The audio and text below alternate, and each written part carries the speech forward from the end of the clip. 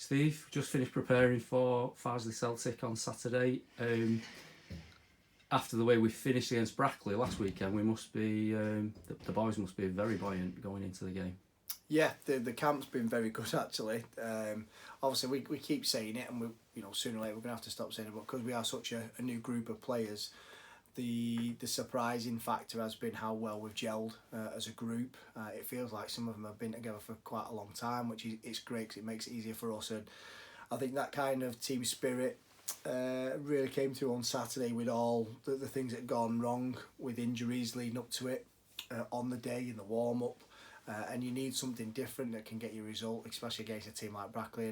And when I've analysed it, I probably didn't give them as much credit for the game that they brought to the table, because Brackley did have some good chances, but we did as well. And I think the team spirit was then mentioned by their manager in his interview, that sometimes all you do need is real sort of determination to keep going, and we did, and we've shown that in abundance. So the camp's been brilliant this week, as you can imagine. We've not won a game, but it felt like it. But that said, my assistant said himself, it's a good start. We need to win a football match, and we're looking forward to the game on Saturday to try and get our first 3 points. And looking ahead to Saturday, I know you went to watch Farsley in the week. What did you take from that? I took Don't Go up the M62 on a midweek because I think it took me 3 hours to get home. So,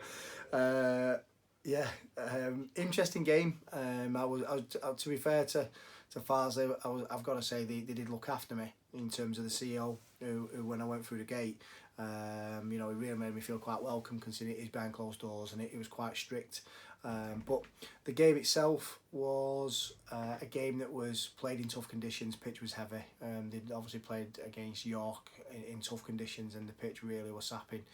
Farsley were the better team first half, and they've sort of given me a couple of ideas of how we could potentially get at Farsley. But I think where Saturday against Brackley, I said they tied on 60 minutes, knowing that we'd get back into the game. Farsley, they're the opposite. I've watched them now a couple of times, and they seem to get strong as the game goes on. So a little bit, slower out the blocks, but then got into the game, and they've probably finished the game a bit stronger.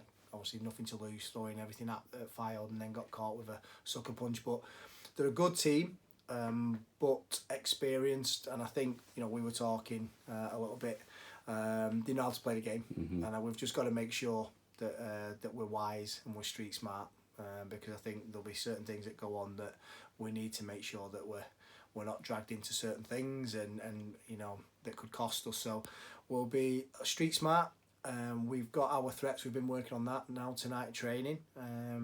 And yeah, really looking forward to it. It's going to be a tough game. Adam Lakeland, who's obviously a former coach, employee of the football club.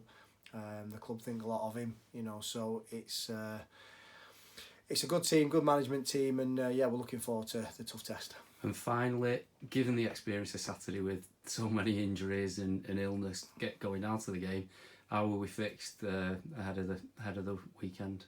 So it's been a tough 10 days actually. It's really tested me a little bit in terms of the players, because of the structure of the team that we've gone with. We took risks on a lot of players. It sounds a bit daft this, but the old Moneyball sort of scenario with our budget constraints, we went for players that are risk, that are at risk, and that's why we've got them, because players will play 1 or 2 games, they might be injured. We thought we can just get them and maybe change that, but we've had a couple that have broke down a little bit.